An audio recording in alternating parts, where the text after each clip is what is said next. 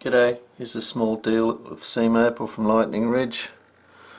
Just a few little pieces.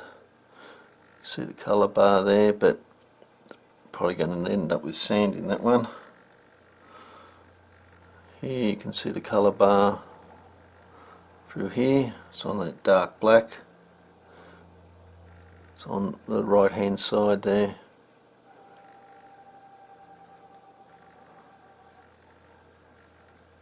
You can see the red bar.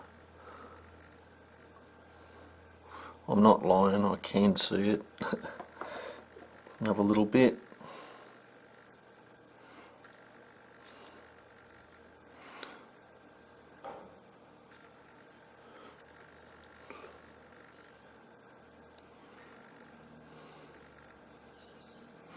Anyway, gives you an idea, something to play